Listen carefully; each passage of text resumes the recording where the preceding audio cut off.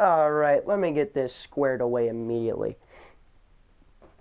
Today's a review on the EOtech. And I got so much fucking hate mail from EOtech only guys. EOtech or go home type people. Because I compared this to the dreaded aim point. Now, I'm going to do an individual review on this one and take the other videos down. And this is why. These reviews are individually based on the specific optic, and I have better lighting so I can go over things that are important. Now, what I'm going to do is I'm going to review this optic as well as the aim point, actually, as a whole. The company as a whole, the issues that they have as a whole, and the positive things going for them as a whole. Now, today we're going over EOtech. This specific model is a 512, but there are many, many models of it out there. There are models of it that carry 1 batteries, 2 batteries, AA batteries, CR123 camera batteries, a really small bastard that takes a watch battery. And what they're really, really famous for is the specific reticle that they adopted. It's the circle dot reticle. And I'm going to get this real close up to the camera. And I'm actually going to show that off just a little bit. And you can see right there that that is that reticle. Now, the reason why this is one of the most used optics in military, police, and civilian circles is because, without a doubt, without taking a pause, without thinking about it, EOtech optics are much more shootable. They are much faster, they are much more precise, and they will always be a better type of shooting optic. And I place a lot of emphasis on shooting. And that's the reason why many people just deal with their issues and do what they have to do. Now, dealing with their issues, okay. Well, first things first, I'm going to stay on the positive side of the house. Because shootability isn't the only thing that's really good about EOtech. The second really good thing about EOtech is that, generally speaking, they are less expensive than the serious use competition. For instance, like Aimpoint or Trigicon. They are far and away less expensive. Like, for instance, the 512 here is a $412 optic. There is one aim point that is a $400 optic, and that's the Aimpoint Pro. All of the others are way more expensive than the 512. Okay? Now, what they also usually come with is a way to mount the damn thing. And that's a problem that a lot of really good optic companies share, is that although this isn't a quick release or a really cool looking tactical type mount, you still have a way to fix this to your freaking rifle, instead of having to spend the money on the optic and then a mount, which is usually a couple $100 if it's from a good source, like LaRue or somebody. But now that I've gone into its good points, and that's shootability, cost effectiveness, and providing a mount, we'll also get into some pretty good things. The outer shell of this thing is built like a damn tank. It is very durable. They house the lenses pretty well. The material that it's made out of is really good, and that is a plus because they can take a beating. However, there are issues, and I have issues with EOtech for this reason. First things first, I'm going to go with that protection thing that I said. And I said for the most part, because if you look at it, this big ass television screen has a lot of space in there, in the rear and in the front.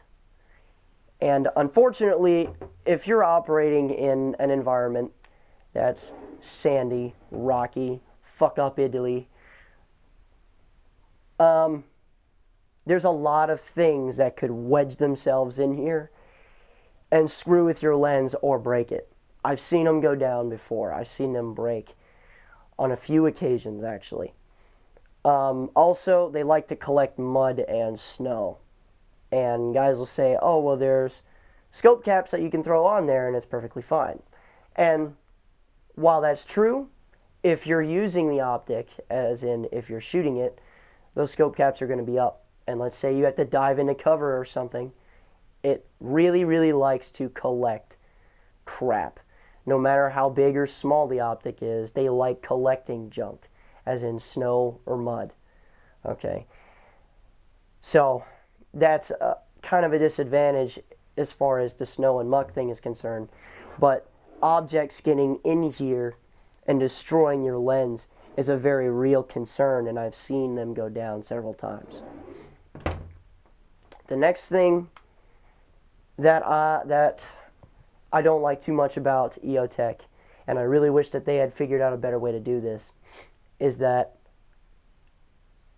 every EOtech that takes 2 batteries, okay, actually, I can't just say that, because the maximum amount of time that every single EOtech has come out for, except for one, is rated to 1,000 hours of battery life, which in my mind would not be that big of an issue if it wasn't something that was meant to be left on for very long periods of time. For instance, let's say you're a soldier, right? And I, like many other dudes, just turned their optic on and left it on for the entire deployment. And a lot of people would be very, very apprehensive to do that with one of these. And also, in a lot of ways, you can't, because it ranges depending on what optic you get, but the maximum amount of time that you would have before one shuts off is 8 hours. Okay? And that wouldn't be that big of a deal, except for the fact that, let's say that you're walking around with the thing, and there's actually a reason why this rear sight is flipped up.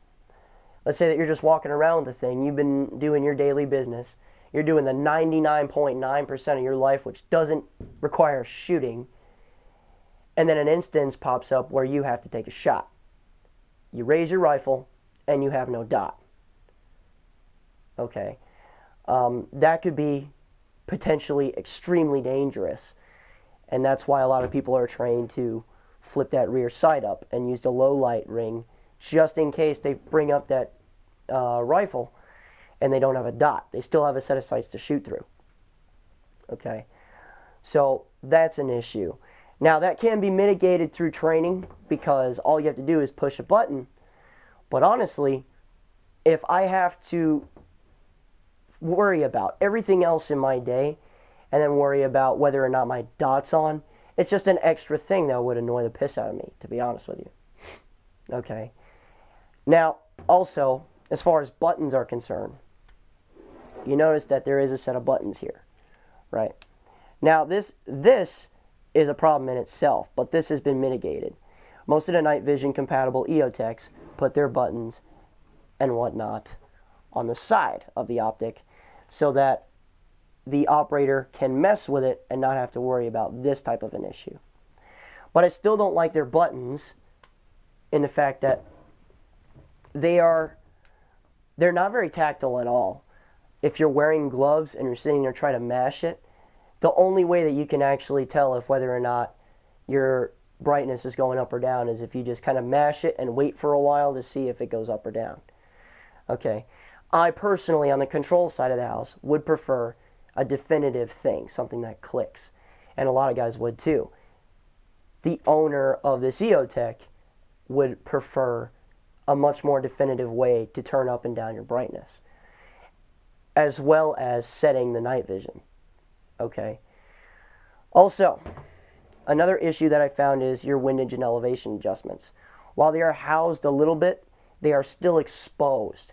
And what I've seen happen to EOtechs before is that things would get in here, like rocks, or if you have it suspended in a vehicle or tied down in a vehicle and it's moving around and something is constantly rubbing on that. something can actually start to screw with your screws and make your adjustments very, very squishy. And not being able to get a clear, definitive 0, in my mind, makes an optic almost worthless, because a dependable 0 is everything when you're talking about a fighting rifle optic. Okay. But those are my issues with EOtech. But that said, EOtech is still the best shooting optic on the face of this earth. And here's actually why. Okay. It's not just this reticle that everybody loves. The fact that it is technically a holographic sight. Okay. And you can't see very well here.